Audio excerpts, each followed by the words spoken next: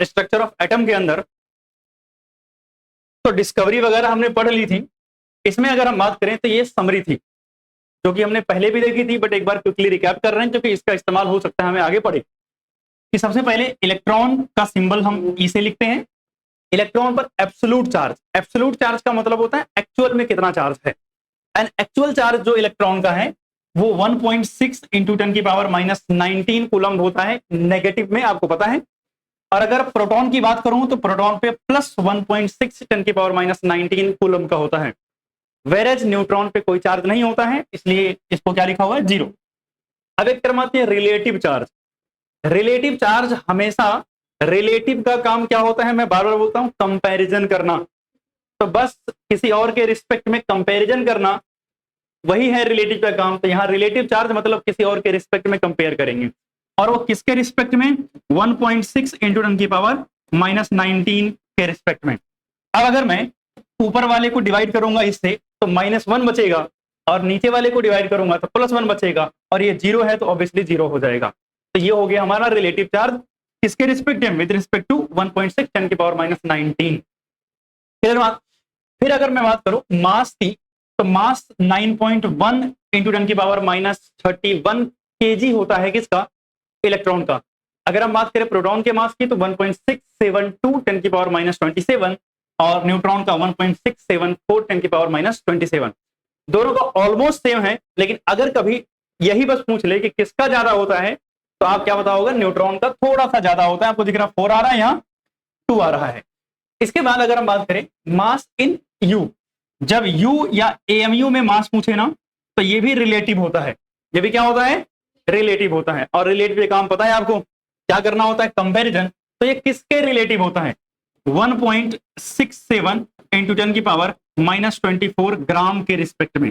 तो अगर आप इसको केजी को ग्राम में कन्वर्ट कर लोगे और इससे डिवाइड करोगे तो आंसर ये आएगा। क्योंकि आंसर बहुत छोटा है इसलिए हम लगभग जीरो मान लेते हैं, अप्रोक्सीमेट जीरो मान लिया। अब अगर मैं 1.67 को डिवाइड करूंगा तो कितना आएगा, 1 के आसपास आंसर आएगा। अब डेसिमल में ना लिखने के बजाय हम क्या मान लेते हैं, 1 मान लेते हैं। और अगर मैं इसको भी डिवाइड करूंगा तब भी 1 के आसपास आएगा, तो इसको भी डेसिमल में ना लिखने के बजाय अप्रोक्सीमेट 1 मान लेते हैं। क्लियर बात। तो इस तरीके से आपको ये टेबल में पता होना चाहिए कि एवरेज जो दे रखा है चीजों का, वो एब्सोल्यूट वैल्यू, चार्ज और इलेक्ट्रॉन का चार्ज, मास, ये सब चीजें आपको पता होनी चाहिए। अगर हम बात करें तो हमारी क्लास का जो टॉपिक है आज का, उसका नाम है एटॉमिक मॉडल्स। क्या नाम है, एटॉमिक मॉडल्स। अगर हम बात करें तो जैसे कि सबसे पहला एटॉमिक मॉडल दिया था जे जो है जॉन डाल्टन ने, उसके बाद आया था जे थॉमसन का। सबसे पहला एटॉमिक मॉडल किसने दिया था, जॉन डाल्टन ने। उनके हिसाब से एटम इंडिविजुअल था, और उनकी यही बात जो है गलत हो जाती थी जब इलेक्ट्रॉन, प्रोटॉन और न्यूट्रॉन की डिस्कवरी हो गई। तो भैया डाल्टन का मॉडल जब रिजेक्ट हो गया तो कुछ सही मॉडल कुछ लोग ट्राई करेंगे। तो सबसे पहले जे थॉमसन ने इलेक्ट्रॉन की डिस्कवरी की थी, तो उन्होंने पहला मॉडल अपना दिया जे थॉमसन का मॉडल। ये मॉडल भी रिजेक्ट होगा कुछ कारणों की वजह से, वो बताया जाएगा आपको। उसका रदरफोर्ड का मॉडल आएगा क्योंकि उन्होंने प्रोटॉन की डिस्कवरी की थी। तो भैया अगर आपने प्रोटॉन की डिस्कवरी की है और आपने ही जे थॉमसन के मॉडल को रिजेक्ट किया है तो कुछ बता दो क्या होगा। तो उन्होंने भी बताया, बट उन्होंने जो बताया वो भी गलत निकला। और फिर किसने दिया, बोहर ने मॉडल दिया। रदरफोर्ड के बाद बोहर आएंगे, तो रदरफोर्ड के बाद कौन आया, बोहर। और जब बोहर आए तो उन्होंने बहुत मतलब डिटेल में चीजों को बताया, बहुत बढ़िया से बताया। काफी सारी अच्छी बातें भी उनकी मॉडल की थी, लेकिन उनका मॉडल भी कुछ जगहों पर फेल हो जाता है। और जब उनका मॉडल कुछ जगहों पर फेल हो जाता है तो हमारे पास एक नया मॉडल आता है, that is quantum mechanical model, जो आपने अभी तक नहीं पढ़ा होगा किसी भी क्लास के अंदर, क्योंकि वो क्लास 11th में ही स्पेशली पढ़ोगे। तो क्योंकि क्वांटम मैकेनिकल मॉडल आप पहली बार क्लास 11th में पढ़ रहे हो, तो ये 11th के पॉइंट ऑफ व्यू से सबसे इंपॉर्टेंट टॉपिक होगा आपका। यानी बोहर के मॉडल तक ठीक है, चीजें आएंगी, क्वेश्चन वहां से भी आएंगे, लेकिन सबसे इंपॉर्टेंट टॉपिक आपका कौन सा होगा, क्वांटम मैकेनिकल मॉडल होगा। और इस मॉडल की बात हम एंड ऑफ द चैप्टर के अंदर करेंगे, जब ये सारे मॉडल खत्म हो जाएंगे। तो एटॉमिक मॉडल के अंदर जो जो मॉडल हम पढ़ने वाले हैं, पहले एक बार मैं बस लिख देता हूं उनके नाम। पहला मॉडल क्या है, जे थॉमसन।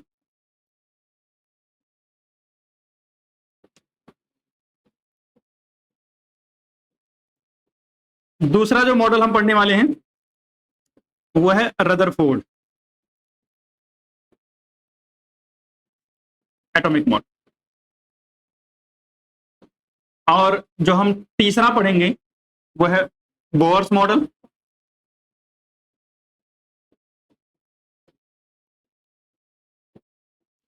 और जो हम चौथा पढ़ेंगे वो है quantum mechanical model. Quantum mechanical model. अगर मैं आपको बताऊं तो मैं पहले ही बोला हूं, एक चीज अगर आप ऑब्जर्व करोगे तो जो पीरियोडिक टेबल वाला चैप्टर है उसमें भी सबसे पहले डोबेराइनर आए थे, फिर न्यूलैंड आए थे, लूथर मेयर, मेंडलीव, सब ने अपने अपने नाम से अपनी अपनी थ्योरीज दी, अपने अपने रूल्स बनाए, और सबके अंदर कुछ ना कुछ कमियां निकलती गई और सब कमियां निकालते गए, रिजेक्ट होते चले गए।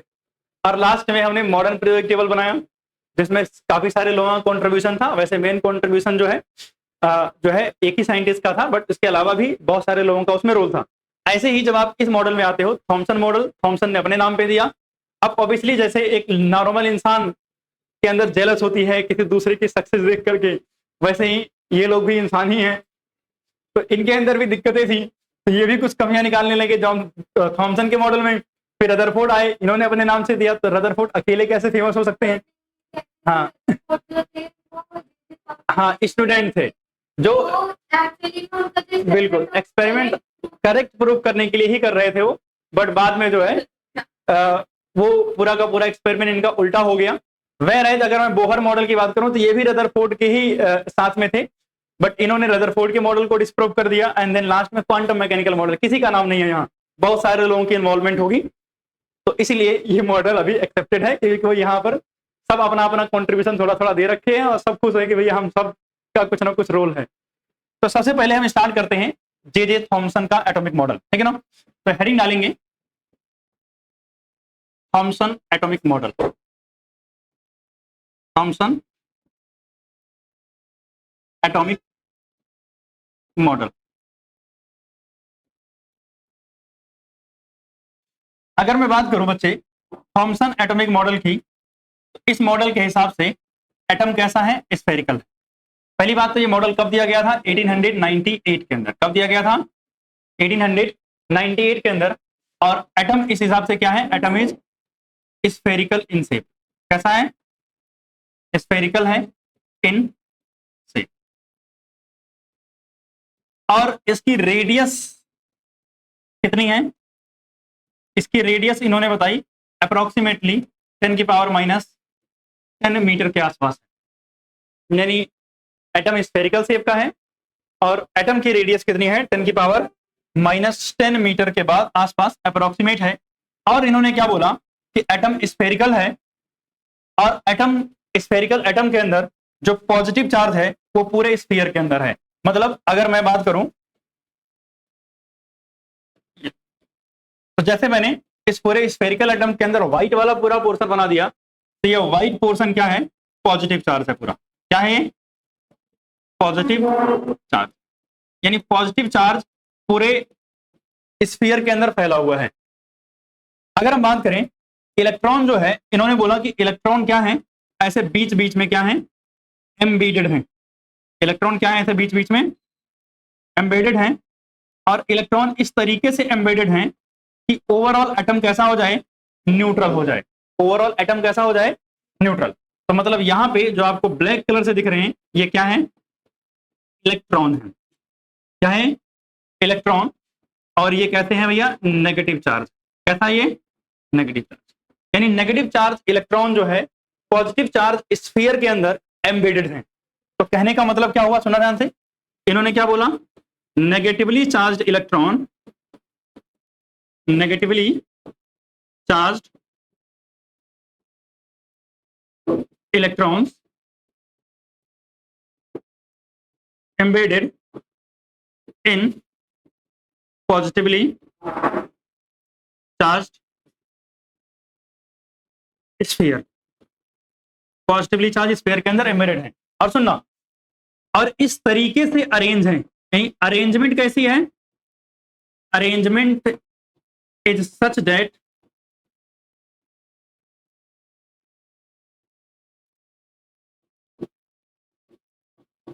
To attain stable electrostatic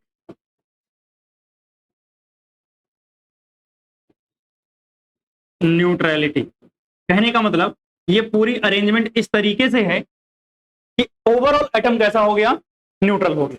overall atom कैसा हो गया, न्यूट्रल हो गया। मतलब नेगेटिव चार्ज जितना है उतना ही पॉजिटिव चार्ज है और एटम ओवरऑल कैसा हो गया है, न्यूट्रल है। और एक बात बताई इन्होंने कि जो मास है एटम का वो क्या है, मास ऑफ एटम जो है वो इवनली डिस्ट्रीब्यूटेड है। कैसा है, इवनली डिस्ट्रीब्यूटेड। मतलब जो एटम का मास है वो पूरे एटम के अंदर डिस्ट्रीब्यूटेड है, किसी एक जगह पर नहीं है। वैसे आपको पता है कि अगर हम करंट यानी मॉडर्न के हिसाब से बात करें तो एटम का पूरा मास उसके न्यूक्लियस में कंसंट्रेटेड है, छोटी सी जगह में। बट इनके हिसाब से एटम का पूरा मास पूरे स्फीयर के अंदर इक्वली डिस्ट्रीब्यूटेड है। और इस मॉडल को हम अलग अलग नाम से जानते हैं। यानी ए अगर बात करें तो इसको हम प्लम पुडिंग मॉडल भी बोलते हैं, प्लम पुडिंग मॉडल। हाँ, इसका ज्यादा फेमस नाम एक है वाटरमेलन मॉडल, वाटरमेलन मॉडल। और वाटरमेलन मॉडल के अंदर जो रेड वाला पूरा पोर्शन है वो क्या है, पॉजिटिव चार्ज, और उसमें जो सीड्स हैं वो क्या है, इलेक्ट्रॉन है। और इसको हम रेजिन पुडिंग मॉडल भी बोलते हैं, रेजिन पुडिंग मॉडल के नाम से भी जानते हैं। तो मतलब ये इसके अलग अलग नाम हैं। अगर हम इस हिसाब से बात करें तो इन्होंने अच्छी बातें क्या बताई थी, ठीक है गलत हुआ मॉडल, अच्छी बातें क्या थी, स्फेरिकल शेप। आप सोचो अभी तक आप प्रोटॉन वगैरह के बारे में नहीं जान रहे हो, 1898 का समय है और आप ये बता रहे हो, यानी दूसरा जो एटॉमिक मॉडल किसी ने दिया है, आप बता रहे हो कि एटम स्फेरिकल है और आज भी स्फेरिकल ही है। तो कहने का मतलब ये एक अच्छी बात थी। इन्होंने रेडियस एस्टिमेट की कि इतना होनी चाहिए और ये भी लगभग इनका करेक्ट था, यानी रेडियस भी लगभग इतनी होती है। इसके अलावा अगर हम बात करें जो इन्होंने बताई कि ओवरऑल कैसा होता है, एटम न्यूट्रल होता है, ये आज भी एटम कैसा है, ओवरऑल न्यूट्रल है। मतलब ये बातें इनकी क्या थी, अच्छी थी। अगर हम बात करें इनकी कमियां क्या थी कि एटम के अंदर पूरा का पूरा मास इक्वली डिस्ट्रीब्यूट है, ये गलत बात थी। और पॉजिटिव चार्ज पूरे एटम के अंदर फैला हुआ है, ये बात गलत थी। और इन्होंने स्टेबिलिटी के बारे में कोई बात नहीं की, यानी एटम स्टेबल कैसे होता है, इन सब के बारे में कोई बातें नहीं की। इसलिए इनकी लिमिटेशन के अंदर बात करें या ड्रॉबैक के अंदर बात करें तो मेनली क्या आता है, ड्रॉबैक इनका क्या है, does not explain stability, explain stability of atom, stability of, यानी एटम की स्टेबिलिटी को इन्होंने एक्सप्लेन नहीं किया, एटम की स्टेबिलिटी को एक्सप्लेन नहीं किया।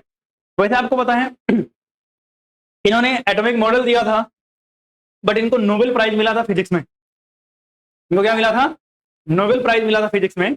और किस लिए मिला था, गैस इलेक्ट्रिसिटी कंडक्ट कर सकती है इस बात के लिए मिला था। आपको पता है जब डिस्कवरी ऑफ इलेक्ट्रॉन प्रोटॉन वगैरह पढ़ते हो तो वहां बताया जाता है कि नॉर्मली गैस क्या होती है, इंसुलेटर होती हैं। जैसे हमारे आसपास गैसेस हैं, ये इंसुलेटर हैं, अगर इलेक्ट्रिसिटी कंडक्ट करती तो भैया हमारे आसपास भी करंट दौड़ रहा होता है।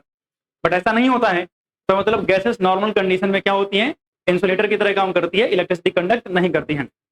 लेकिन अगर लो प्रेशर और बहुत ज्यादा हाई वोल्टेज रखोगे, हाई वोल्टेज दोगे और लो प्रेशर दोगे तो ऐसे केसेस में गैस इलेक्ट्रिसिटी कंडक्ट करने लगती हैं। और ये चीज भी इन्होंने बताई थी, इसीलिए इनको फिजिक्स में नोबेल प्राइज भी दिया गया था। वैसे पूछता उछता नहीं है बट एनसीईआरटी में छोटे से लाइन में लास्ट में लिखा हुआ है कि इनको नोबेल प्राइज मिला था इन फिजिक्स, किसके लिए, गैसेस इलेक्ट्रिसिटी कंडक्ट करती हैं इस बात के लिए। ठीक है, तो अगर आप लिखना चाहो तो नोट करके कहीं लिख सकते हो कि अगर ठीक है कभी एमसीक्यू वगैरह में आ गया।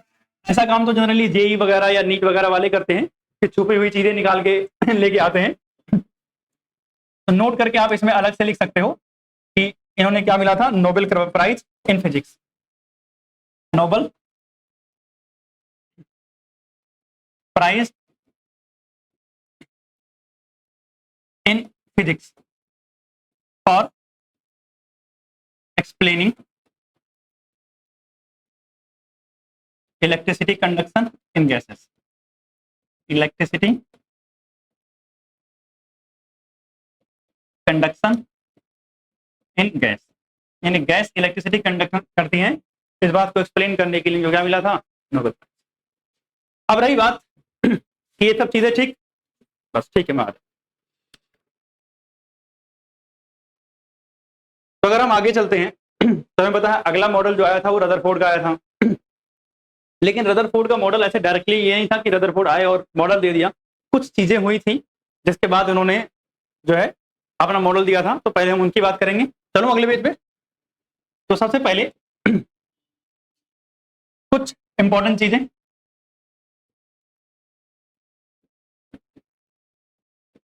Some important incidents. कुछ इंपॉर्टेंट इंसिडेंट्स क्या क्या हुए थे। सबसे पहले एक भाई साहब थे और उन भाई साहब का नाम है रोइंगटन। क्या नाम है? विल्हेल्म रोइंगटन। विल्हेल्म रोइंगटन, ये नाम। इन भाई साहब ने क्या किया था कुछ चेंज, और वो क्या, यही सेम सेटअप जो हम बोल रहे थे कि कैथोड रे ट्यूब एक्सपेरिमेंट में हुआ था, सिमिलर सेटअप। मैं पूरा नहीं बना रहा हूं, मतलब बैटरी वगैरह सब भी लगेगी। यहां पे एक तरफ एनोड और एक तरफ कैथोड। लेकिन सुनना, अगर मैं मान लूं कि ये एनोड है, ये क्या है, एनोड है, तो एनोड अब की बार इन्होंने किसका लिया, हैवी मेटल का। किसका लिया? हैवी मेटल का। और ये क्या है, ये कैथोड। ये क्या है? कैथोड।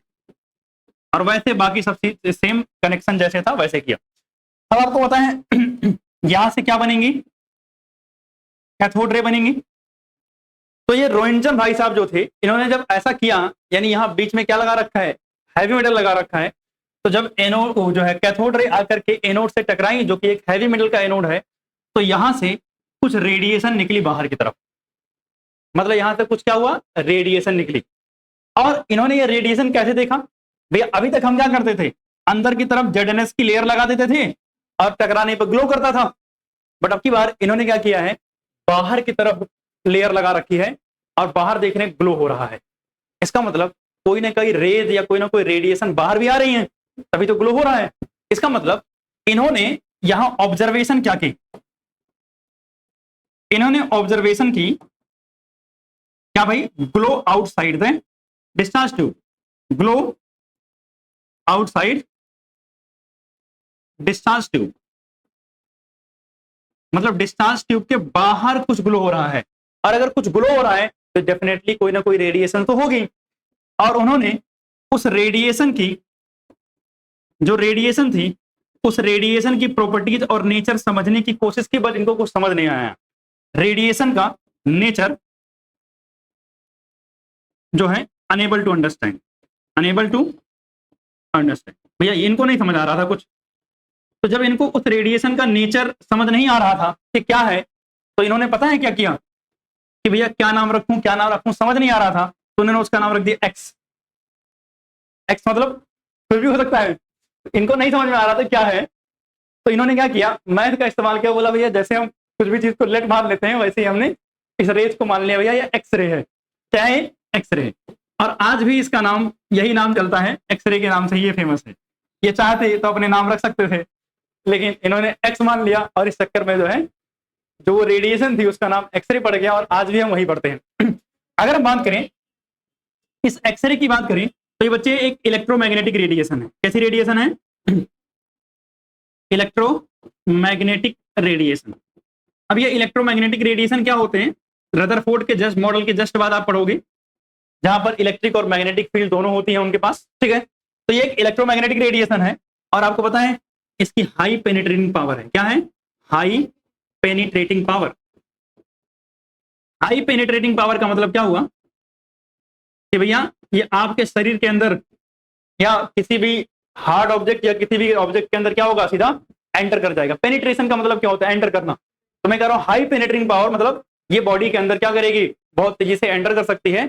और अगर हाई पेनिट्रेटिंग पावर है, इसी वजह से इसका हम क्या करते हैं, used to obtain image of organ, to obtain image of organs, यानी ऑर्गन्स की इमेज ऑब्टेन करने के लिए हम इसका इस्तेमाल करते हैं। तो ये बात पता चली कि भैया हमको इसी बीच में एक और चीज के बारे में पता चला है, और वो किसके बारे में? एक्सरे के बारे में। इसके साथ साथ और क्या हुआ? क्या हुआ? हाँ, इसके साइड इफेक्ट क्या है भैया? एक तो कैंसर हो सकता है, जितनी भी रेडिएशन अगर मैं बात करूं एक्सरेज वगैरह हैं, इनसे कैंसर होने, मतलब ऐसा नहीं है कि मतलब सबको हो ही जाएगा, बट चांसेस होते हैं। हाँ, नहीं नहीं, इनसे भी हो सकता है, एक्सरेज की वजह से भी कैंसर होता है। जब क्लास 12 में बायो में जो जाते हो तो वहाँ 12th में पढ़ाया जाता है, वैसे ये भी कैंसर, यूवी रेज हो गई, गामा रेज हो गई, एक्सरेज हो गई, ये सब कैंसर इंड्यूस कर सकती हैं। ठीक, तो क्या हुआ? मतलब ऐसा नहीं है कि हर बार हो जाएगा। देखो ध्यान से, एक्चुअली मैं बताऊं आपको, तो कैंसर का लफड़ा क्या है, हमारी बॉडी के अंदर ये एबिलिटी खुद होती है कैंसर होने की, सबके अंदर है। ऐसा नहीं जो कुछ बाहर से आता है और उसकी वजह से कैंसर हो जाता है। कैंसर कैसे होता है? हमारी बॉडी में पहले से हमारे डीएनए के अंदर कुछ इन्फॉर्मेशन है, वो इन्फॉर्मेशन इनएक्टिव है, किसी तरीके से उस इन्फॉर्मेशन को एक्टिवेट कर दिया जाए, अपने आप एक cell normal cell cancer cell में कन्वर्ट हो जाएगी। तो ये रेडिएशन, केमिकल्स, ये करते क्या है? बस उस इन्फॉर्मेशन को एक्टिवेट करते हैं। तो मतलब ये एबिलिटी हमारी बॉडी में ऑलरेडी है, जरूरी नहीं कि हम एक्सरे से हो सकता है हम कुछ केमिकल्स कंज्यूम कर रहे हैं उसकी वजह से भी हो सकती है। कोई वायरस हमारी बॉडी में चला गया, उसने एक्टिवेट कर दिया, उसकी वजह से भी हो सकती है। तो मतलब कारण कुछ भी हो सकते हैं, बट एक चांसेस एक्सरे से भी बनते हैं। तो साइड इफेक्ट तो है, लेकिन ये है, इसका एक एडवांटेज क्या है भैया, हम इमेज निकालने के अंदर जो वही कार्टून वाली इमेज होती है, ठीक है, भूत जैसी वो इमेज ऑब्टेन करने के लिए हम एक्सरे का इस्तेमाल करते हैं।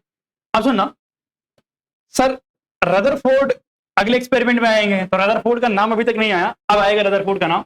एक टर्म आती है बच्चा, रेडियो एक्टिविटी। क्या आती है? Radio activity. मतलब कुछ एलिमेंट्स ऐसे होते हैं जो अपने आप रेडिएशन एमिट करते हैं। जैसे यहां हम क्या कर रहे थे, करंट हाई वोल्टेज सप्लाई कर रहे हैं, हाई वोल्टेज सप्लाई करने के बाद फिर रेडिएशन निकल रही हैं, यही तो हो रहा है भैया। हमने एक्सरे कैसे बनाया? हाई वोल्टेज सप्लाई किया, उसके बाद फिर क्या हुआ, वो जाके एनोड से टकराई, फिर वहां से रेडिएशन निकला। लेकिन कुछ एलिमेंट्स ऐसे होते हैं जिनको कुछ करना नहीं पड़ता, वो अपने आप रेडिएशन रिलीज करते रहते हैं, और ऐसे एलिमेंट को हम रेडियो एक्टिव एलिमेंट बोलते हैं, और उनके इस फेनोमेना को क्या बोलते हैं? रेडियो एक्टिविटी बोलते हैं। तो रेडियो एक्टिविटी क्या होता है? Phenomena of emitting radiations bye its own, अपने आप, ठीक है। इसे हम क्या बोलते हैं? रेडियो एक्टिविटी बोलते हैं। और इसके अलावा वो सब्सटेंस जो ये करते हैं उन्हें क्या बोलते हैं? रेडियो एक्टिव सब्सटेंस बोलते हैं। तो रेडियो एक्टिव सब्सटेंस क्या होते हैं? सब्सटेंस शोज रेडियो एक्टिविटी, जो क्या करते हैं भैया? रेडियो एक्टिविटी शो करते हैं, उन सब्सटेंस को क्या बोलते हैं? रेडियो एक्टिव सब्सटेंस बोलते हैं।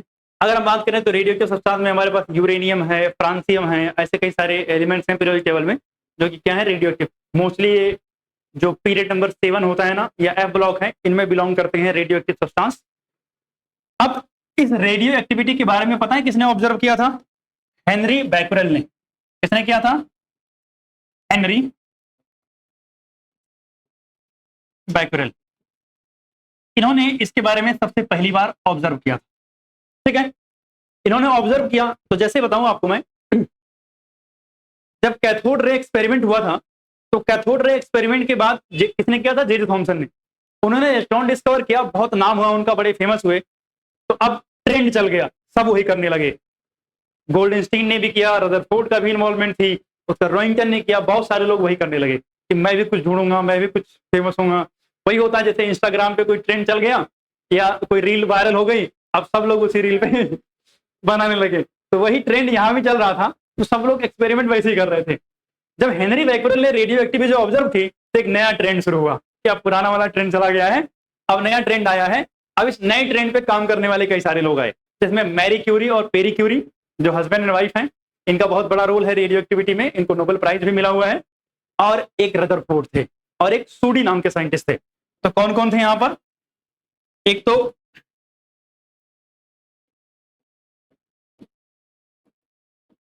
मैरी क्यूरी, पेरी क्यूरी, दो ये लोग थे हस्बैंड वाइफ। इसके अलावा कौन थे यहां? रदरफोर्ड भी थे, और एक कौन थे? सूडी। ये सब लोग कहां काम कर रहे थे? रेडियो एक्टिविटी पर, सारे के सारे लोग। बहुत बड़ा कंट्रीब्यूशन इन दोनों का था, हस्बैंड वाइफ का। बाकी ये सारे लोग काम कर रहे थे, और इन सारे लोगों ने क्या किया? ऑब्जर्व किया बोलो या डिस्कवर किया?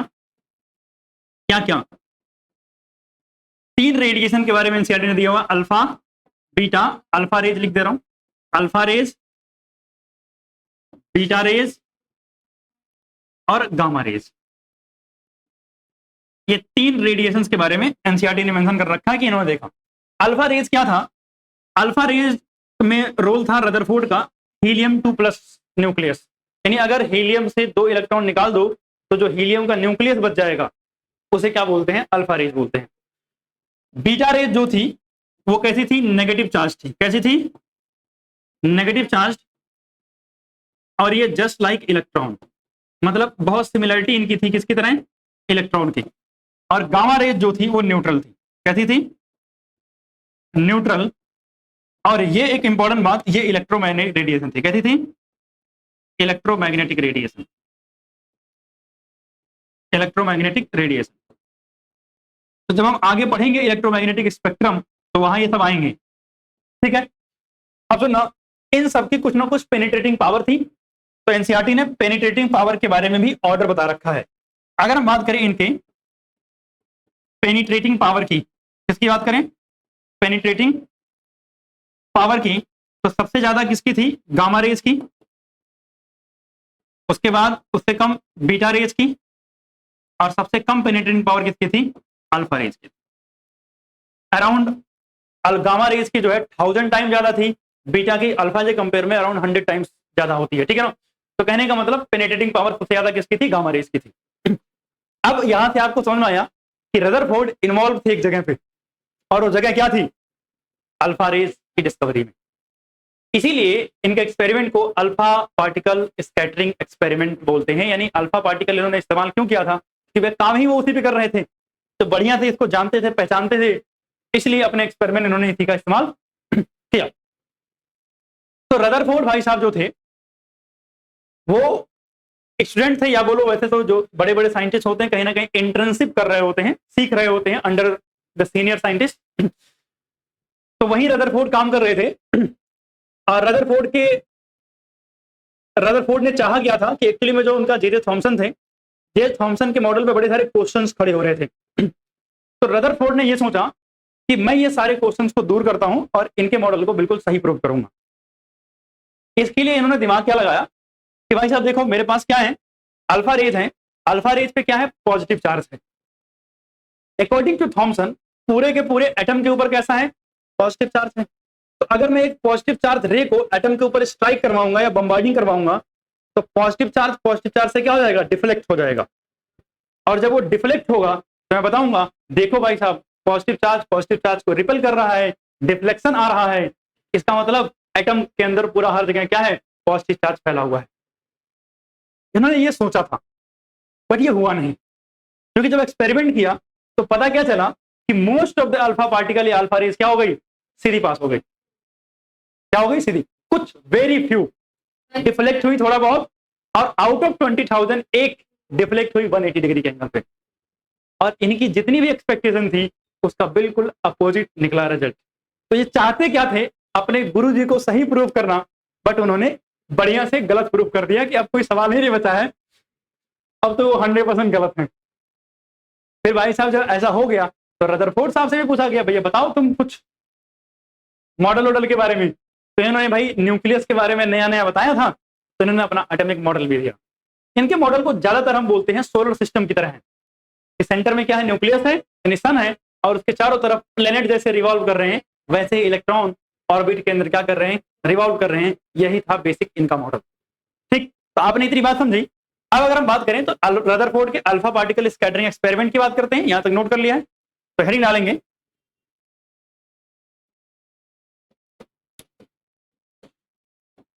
Rutherford alpha particle scattering experiment.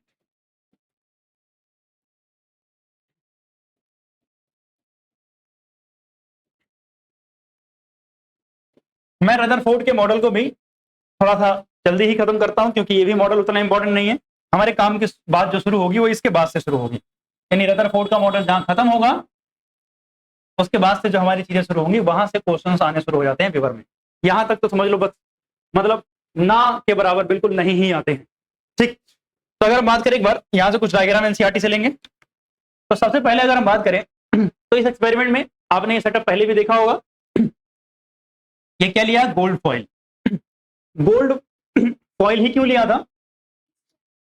क्योंकि एक तो लीस्ट रिएक्टिव है और दूसरा इसकी मैलेबिलिटी सबसे ज्यादा होती है। इसको पतली से पतली शीट में कन्वर्ट किया जा सकता है, बहुत थिन फॉइल के अंदर। ठीक, तो मतलब थिन फॉइल के अंदर क्यों कन्वर्ट करना चाह रहे थे? वो चाह रहे थे कि लगभग थिकनेस इतनी रहे कि एक एटम के बराबर रहे।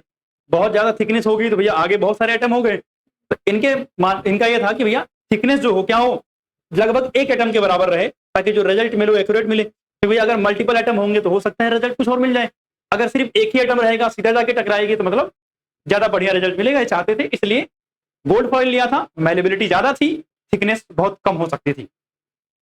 फ्लोरोसेंट स्क्रीन लगा रखी है ताकि ये ऑब्जर्व कर पाए कि कोई ग्लो वलो हो रहा है कि नहीं हो रहा है, क्योंकि अगर डिफ्लेक्ट होंगी तो भैया अगर मैं रेडिएशन सीधा लेके जा रहा हूं और डिफ्लेक्ट हुई तो इधर कहीं दिखेगा मुझे ग्लो, और अगर ये रेडिएशन सीधी पास हो गई तो मुझे ग्लो कहां दिखेगा? सामने दिखेगा। तो मतलब स्क्रीन पे ग्लो कहां मिल रहा है, इसके बेसिस पर हम कंक्लूड करेंगे कि डिफ्लेक्शन हो रहा है कि नहीं हो रहा है।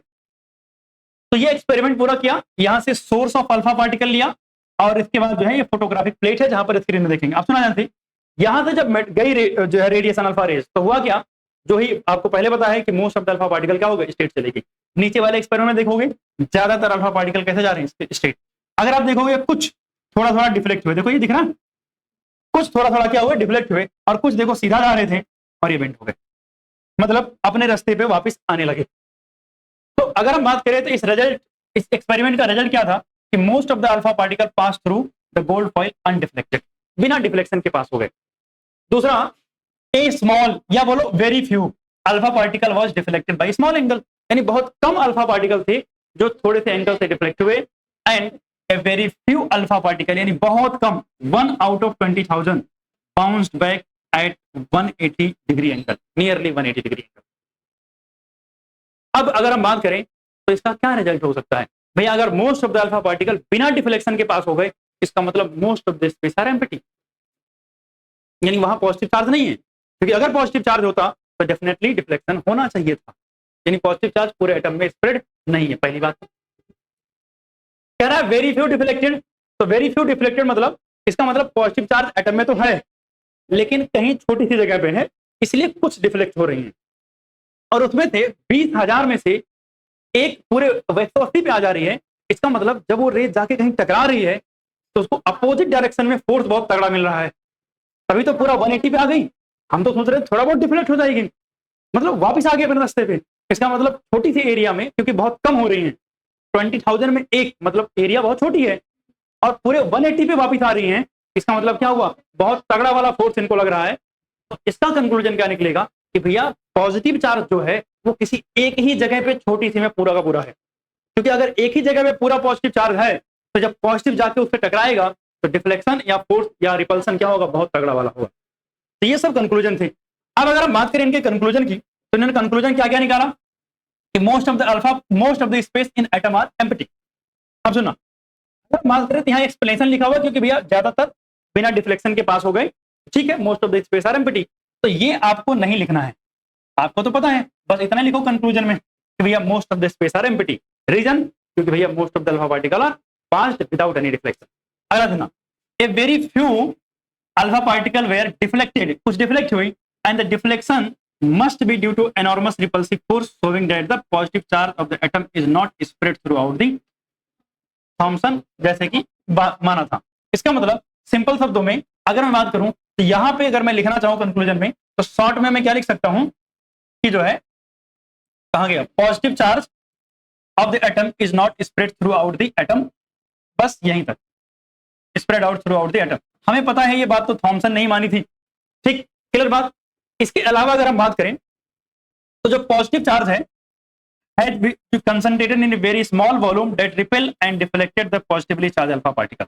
ये आप अगले पॉइंट में ऐड कर सकते हो। और सुना ध्यान से, क्योंकि पॉजिटिव चार्ज बहुत छोटी सी एरिया में कंसंट्रेटेड है और उस छोटी सी एरिया को इन्होंने क्या बोला था, न्यूक्लियस बोला था। क्या बोला था उसको, न्यूक्लियस बोला था। वैसे ये इनके मॉडल में इसका जिक्र हो जाएगा कि न्यूक्लियस किसको इन्होंने बोला था, आप देख ही रहे हो यहाँ पे, तो न्यूक्लियस आएगा। अब सुना ध्यान से, कह रहा है रदरफोर्ड ने कुछ कैलकुलेशन की तो क्या पता चला इनको कि radius of atom is about 10 की पावर माइनस 10 मीटर, जो कि थॉमसन ने भी बताई थी, while that of the nucleus is 10 की पावर माइनस 15 मीटर। तो मतलब न्यूक्लियस के अंदर पॉजिटिव चार्ज है और न्यूक्लियस की रेडियस 10 की पावर माइनस 15। इसको कंपेयर कैसे किया, जस्ट लाइक आप मान लो एक 5 किलोमीटर पूरा एरिया का, या मैं बोलूं चारों तरफ से डिस्टेंस ले लो, रेडियस 5 किलोमीटर की, तो 5 किलोमीटर रेडियस का एक स्टेडियम ले लो और उस स्टेडियम में आप एक क्रिकेट की बॉल रखो, that is the size of nucleus with respect to the size of stadium. Stadium कितना बड़ा है, 5 किलोमीटर, मायने रखता है, सही बात है। और उसमें छोटी सी बॉल रखी हुई है, मतलब न्यूक्लियस बहुत बहुत बहुत छोटा है, समझ रहे हो। तो मतलब कंक्लूजन क्या है, एम्प्टी स्पेस है, मतलब पूरा एटम एम्प्टी है, पॉजिटिव चार्ज कंसंट्रेटेड है new small space and that small space is called nucleus, और रेडियस जो है एटम की 10 की पावर माइनस 10 मीटर और न्यूक्लियस की 10 की पावर माइनस 15। इतनी बातें थी पहले, इतनी चीज जो छोटी छोटी है नोट डाउन कर लो, अपने हिसाब से भी नोट कर सकते हो, कोई दिक्कत नहीं है।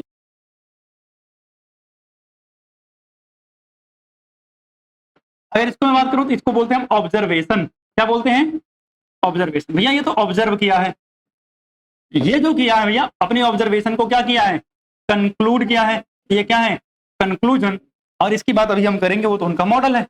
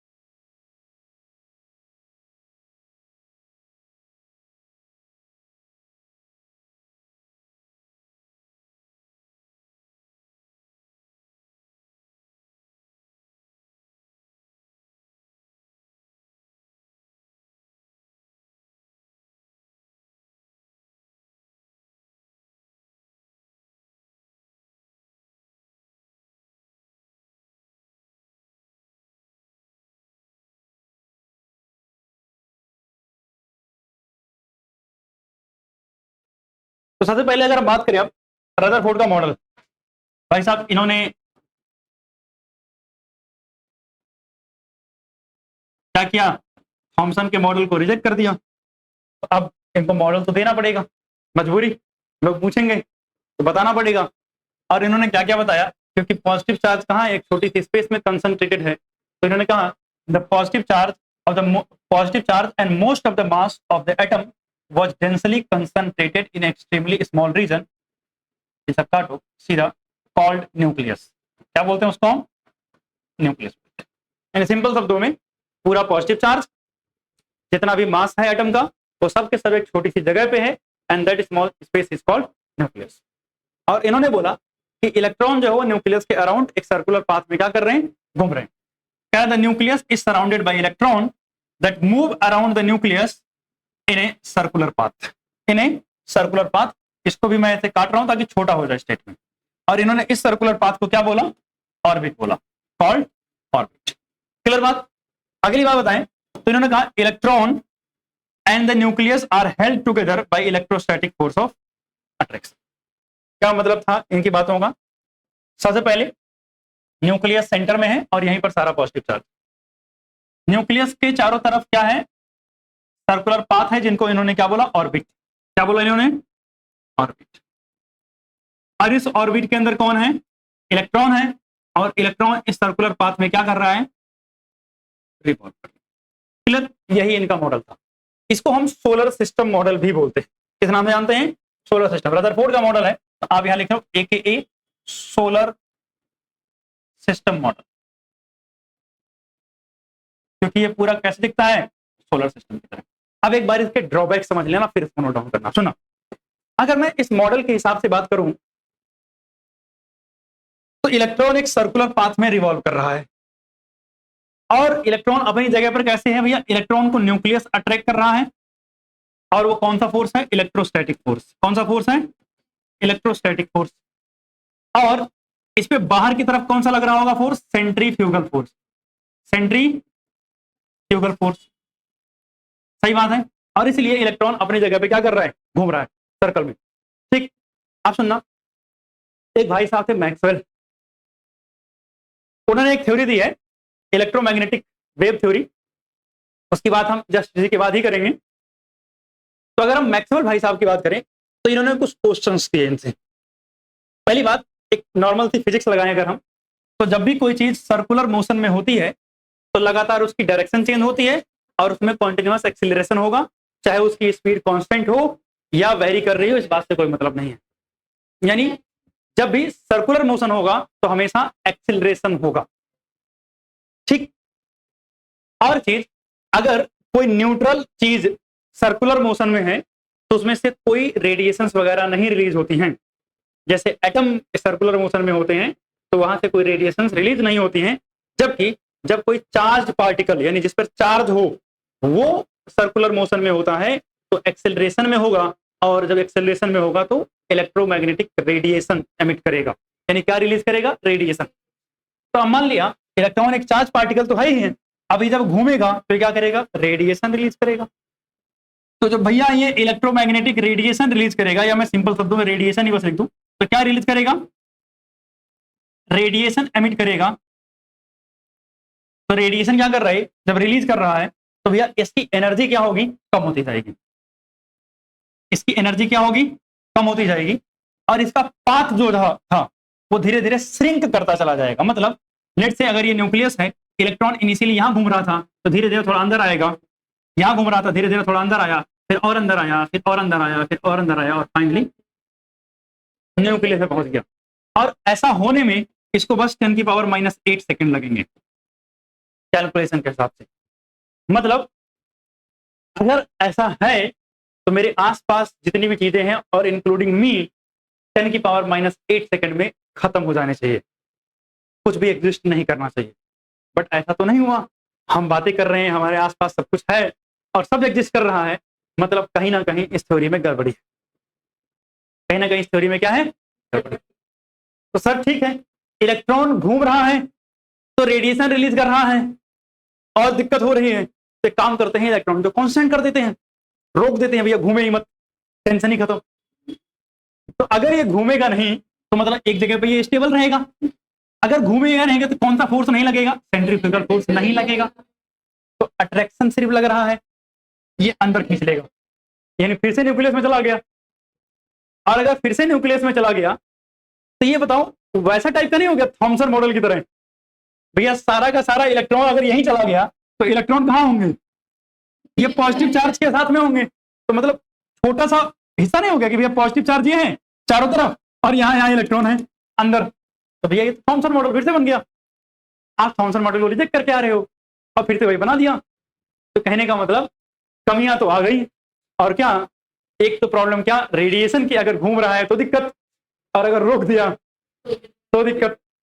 और दूसरी बात इन्होंने क्या नहीं बताई, इन्होंने नहीं बताया कि एनर्जी के बारे में, कि भैया जो बाहर ऑर्बिट है या सेल हैं उनकी एनर्जी के बारे में कुछ नहीं बताया। और हर एक सेल के अंदर कितने इलेक्ट्रॉन होंगे, यानी इलेक्ट्रॉन का डिस्ट्रीब्यूशन कैसा होगा, इस बारे में भी कुछ एक्सप्लेन नहीं किया। तो ये कमियां थी इनकी। ये क्या थी? कमियां थी। तो पहले एक बार इसको नोट करो, फिर मैं कमियों की थ्योरी लिखता हूं, ठीक है? तो आगे देखें अगर, तो जैसे कि मैं बता रहा था इसके ड्रॉबैक्स, क्या ड्रॉबैक। तो ड्रॉबैक के अंदर क्या क्या आ रहा था? पहली बात कि भाई when charged particle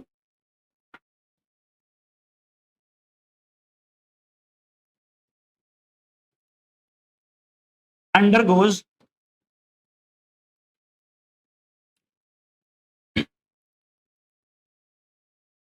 circular motion, then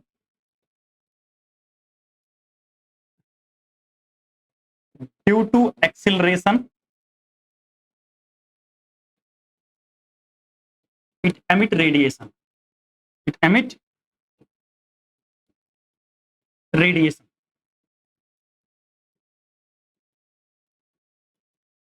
and spiral into the nucleus, and spiral into nucleus। और भैया कहां चला जाएगा? न्यूक्लियस में चला जाएगा। पहली बात तो ये गड़बड़। दूसरी बात, अगर हम मान लें if electron considered stationary, if electron considered stationary, अगर स्टेशनरी मान लें, देन इलेक्ट्रोस्टैटिक अट्रैक्शन क्या करेगा? इसको न्यूक्लियस में पुल कर लेगा। इलेक्ट्रोस्टैटिक अट्रैक्शन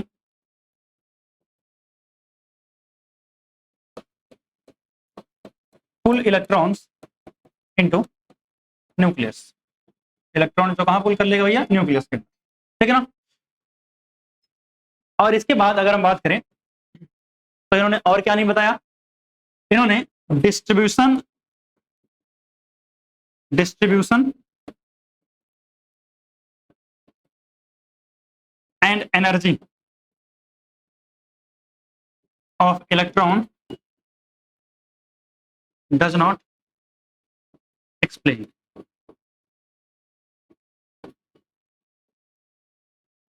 और भाई साहब हम पिछले में बता रहे थे स्टेबिलिटी नहीं एक्सप्लेन किया, इन्होंने भी तो कुछ नहीं बताया स्टेबिलिटी के बारे में।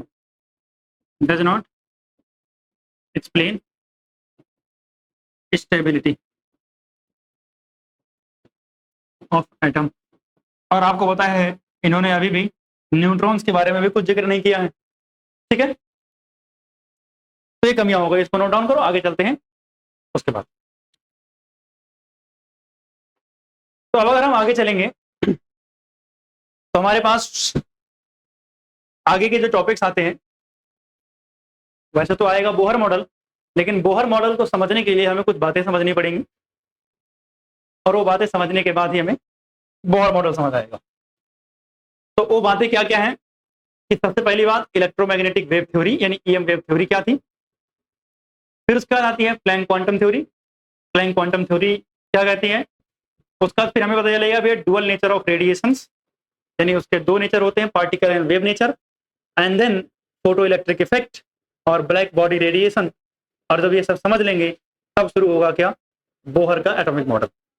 फिर बोहर के एटॉमिक मॉडल में उनके कुछ पोस्टुलेट्स हैं, मतलब कुछ एजम्पशंस हैं जिसको हम फॉलो करते हैं, और फिर उन एजम्पशन के बेसिस पर उन्होंने कुछ सॉल्व करने के तरीके भी बताए कि मतलब कैसे रेडियस निकालेंगे, एनर्जी वगैरह कैसे निकालते हैं किसी इलेक्ट्रॉन की, ये सारी बातें उन्होंने बताई।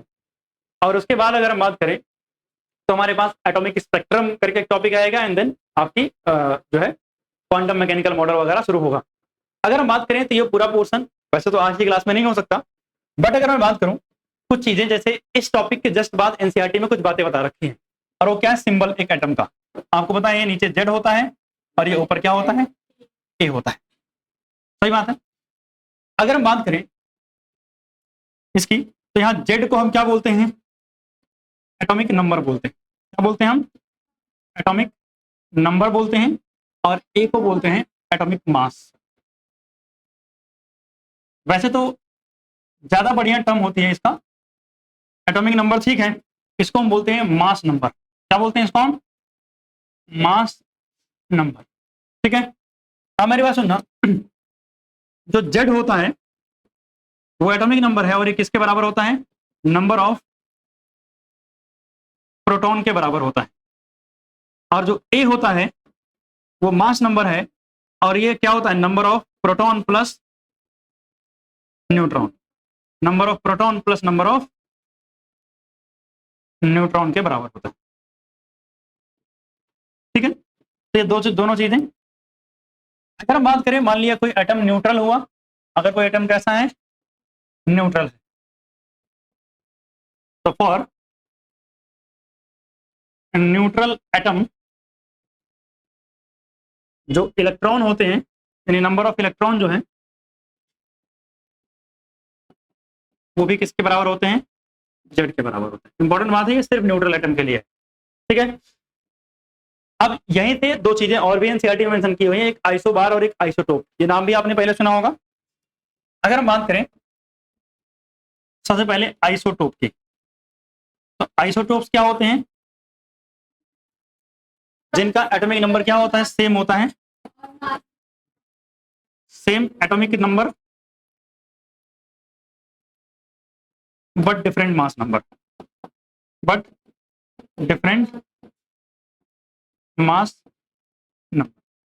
ऑब्वियसली, अच्छा बताओ, मास नंबर अगर अलग होता है तो मास नंबर अलग किस वजह से होता है, due to different in number of neutron, neutron के नंबर में अलग होने की वजह से होता है। तो अगर हम बात करें, जैसे हाइड्रोजन हो गया एग्जांपल के लिए, हाइड्रोजन का एक होता है 1 1, ठीक, उसका एक क्या होता है 1 के साथ 2 और एक 1 के साथ 3, ठीक है ना, हाइड्रोजन, उसका ड्यूटेरियम और ट्राइटियम। इसके अलावा अगर हम बात करें, जैसे कार्बन आपने 12 सुना होगा, और कार्बन क्या होता है 30, क्लोरीन का एक 35 होता है, और क्लोरीन का एक क्या होता है 37 होता है। तो ये सब क्या है, आइसोटोप है। जहां अगर आप एटॉमिक नंबर की बात करोगे, क्लोरीन का 17 होता है, कार्बन का 6 और 6 होता है, बट मास नंबर क्या है, अलग अलग। फिर हमारे पास एक टर्म आती है क्या, आइसोबार। अगर हम आइसोबार की बात करें तो यहाँ मास नंबर सेम होगा, एटॉमिक नंबर अलग, यानी मास नंबर सेम होगा और एटॉमिक नंबर क्या होगा, अलग, atomic number different, sorry atomic number का, मास नंबर, ठीक, हाँ सही तो है। अगर हम बात करें इसमें तो एग्जांपल हमारा क्या है, हाँ एक आर्गन और एक कैल्शियम, ये बड़ा फेमस एग्जांपल है, ध्यान रखना। अगर हम बात करें तो आर्गन से कितना होता है, कैल्शियम तो 20 होता है, आर्गन कितना होता है 18, और इसका भी कितना होता है 40, और इसका भी कितना होता है 40। तो आप देख रहे हो दोनों का मास सेम है, लेकिन एटॉमिक नंबर क्या है, अलग अलग है, इसलिए इसको क्या बोलते हैं, आइसोबार बोलते हैं। तो एक बेसिक आइडिया इसका भी होना चाहिए, तो ये भी नोट डाउन करोगे। और एक क्लास यहीं पे हम खत्म कर रहे हैं। अगली क्लास में इलेक्ट्रोमैग्नेटिक वेव थ्योरी मैक्सवेल ने दी थी, Planck quantum theory, photo electric effect, ये सब देखेंगे। क्लियर।